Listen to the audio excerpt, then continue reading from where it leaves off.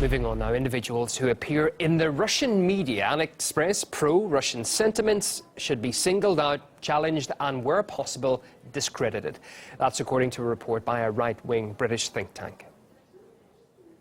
Activists, journalists and politicians should point out the pro-Russian connections of individuals and parties on the left and right of the political spectrum and challenge the credibility of these entities via political debates.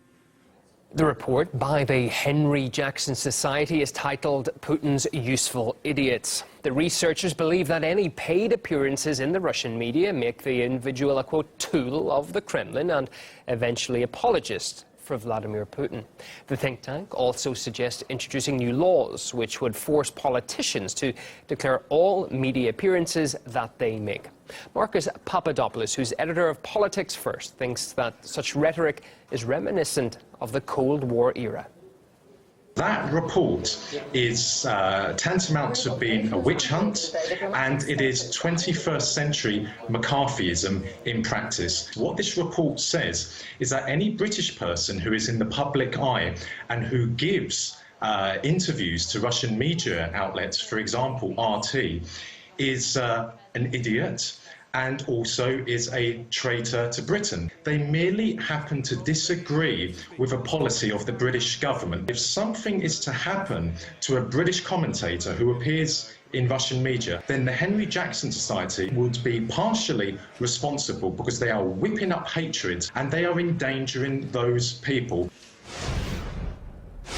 First Brexit, then Trump, and now France could be in for a political shake-up. Outsider candidate François Fillon has come out on top in the Republican Party's primaries as it seeks to nominate a candidate for the country's 2017 presidential election.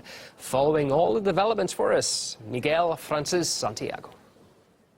No one predicted that the center-right French conservative François Fillon would get this far. François Fillon, l'outsider devenu le favori de la primaire de la droite et du centre. Il est arrivé largement en tête du premier tour hier. Meanwhile, it came as a big surprise that Fillon, who served Sarkozy as prime minister, should win the first round with more than 44% of the vote. Kicking the former President Sarkozy, who happens to be his ex-boss, out of the polls in the presidential Republican primaries. Who is he? Well, labeled an outsider in this contest and a political has-been. Now, the mainstream French polls never favored him. But what do they know? People will lie. They'll call the pollster and they'll get all self-conscious.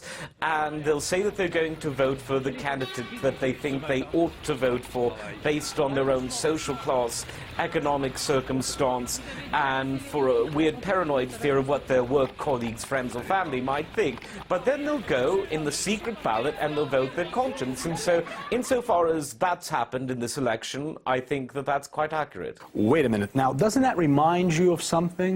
Perhaps of a few other political earthquakes of the year, Trump and Brexit.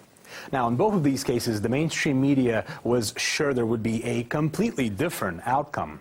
We shouldn't talk about sure winners, which have been designated sure winners by mainstream media, because if there's one element that we have to learn about the last elections and referendums, all the information which has been given by the mainstream media is at the end totally wrong. And when I say totally, I'm saying that we're talking about 98% of the mainstream media, which are saying that Clinton is going to win, for example, or that Brexit will never win. Mainstream media is not journalism, but politics. Well, I think there's a lot of similarities going on here, just as there was between Trump and Brexit in England. You see, are these sectors of society protesting. This is a change vote. People are just rejecting the old parties that are associated with the old policies. Well, perhaps we should be gearing up for a few more surprises around the world. I'm Miguel Francis Santiago, RT. More news in 90 seconds. Stay with us.